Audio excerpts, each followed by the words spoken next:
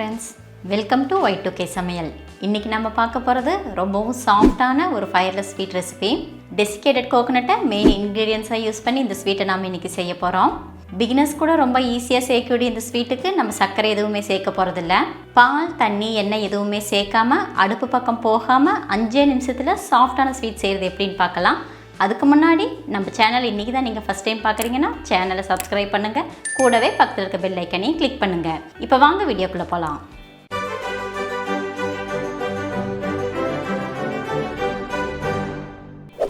Wireless sweet செய்கிறதுக்கு first ஒரு mixing பவுலில் 1.5 கப் அளவுக்கு டெசிகேட்டட் கோகோனட் எடுத்துக்கலாம்.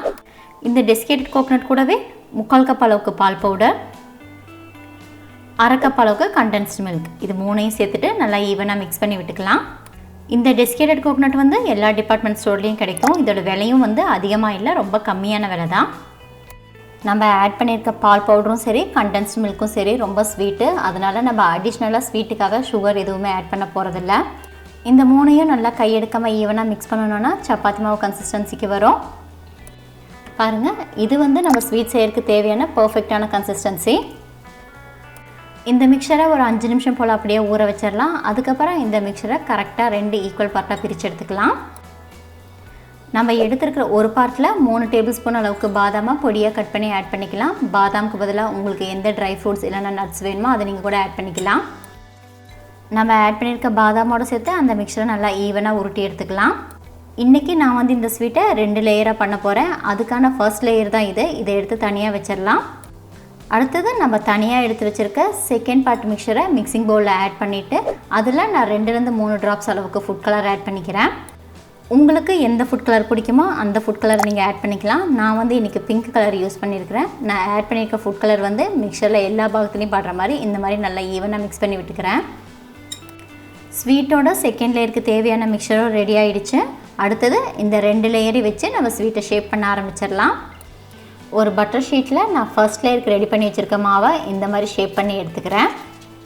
இந்த ஸ்வீட்டை வந்து இன்றைக்கி நான் ட்ரையாங்கிள் ஷேப்பில் பண்ண போகிறேன். அதுக்காக இந்த பார்ட்டை வந்து ட்ரையாங்கிள் மாதிரி உருட்டி எடுத்துக்கலாம். நம்ம மிக்ஸ் பண்ணியிருக்க மிக்சர் வந்து கரெக்டான கன்சிஸ்டன்சியில் இருந்தால் மட்டுமே நம்மளால் ஈவனாக ஷேப் பண்ண முடியும். இந்த மாதிரி ஈவனாக ஷேப் பண்ணதுக்கு அப்புறம் நம்ம யூஸ் பண்ணியிருக்க அந்த பட்டர் ஷீட்டை வச்சு கவர் பண்ணிவிட்டு ரெஃப்ரிஜிரேட்டரில் ஒரு 5 நிமிஷம் போல் வச்சு எடுத்துக்கலாம். உங்களுக்கு ஸ்வீட் வந்து எந்த ஷேப்பில் வேணும்னு நினைக்கிறீங்களோ அந்த ஷேப்பில் நீங்கள் உருட்டி எடுத்துக்கோங்க. பட்டர் ஷீட்டை வச்சு அந்த மிக்சரை கவர் பண்ணும்போதே ட்ரையாங்கிள் ஷேப் கிடைக்கிற மாதிரி எல்லா பாகத்தையும் ஈவனாக நீங்கள் ஸ்ப்ரெட் பண்ணி விட்டுக்கணும்.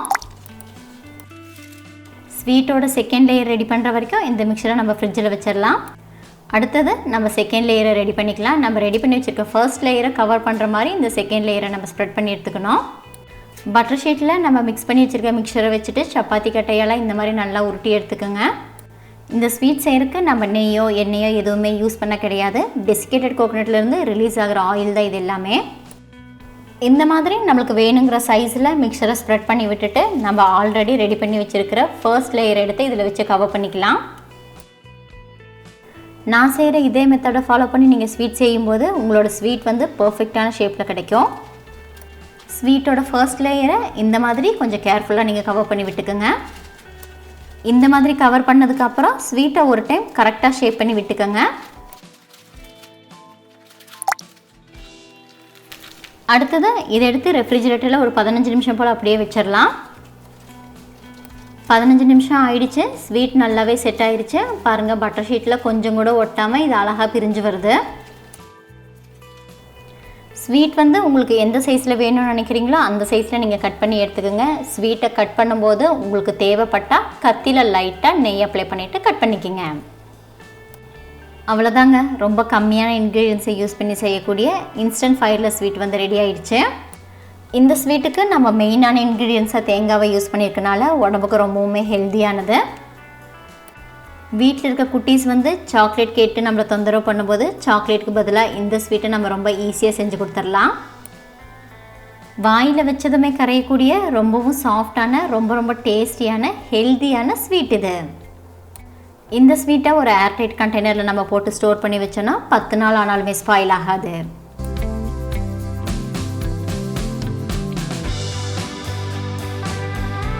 அவ்வளோதாங்க, அடுப்பு பக்கமே போகாமல் ரொம்ப சாஃப்டான ஸ்வீட்டை நம்ம ரொம்ப ஈஸியாக செஞ்சுட்டோம். இந்த ரெசிபி உங்களுக்கு பிடிச்சிருந்துச்சுன்னா லைக் பண்ணுங்கள், உங்கள் ஃப்ரெண்ட்ஸ் அண்ட் ஃபேமிலிக்கு ஷேர் பண்ணுங்கள். இந்த ஈஸியான ரெசிபியை நீங்களும் ட்ரை பண்ணி பார்த்துட்டு எப்படி இருந்துச்சுன்னு எனக்கு கமெண்ட் பண்ணுங்கள். மறுபடியும் இன்னொரு ரெசிபியில் பார்க்கலாம். அது வரைக்கும் பாய்.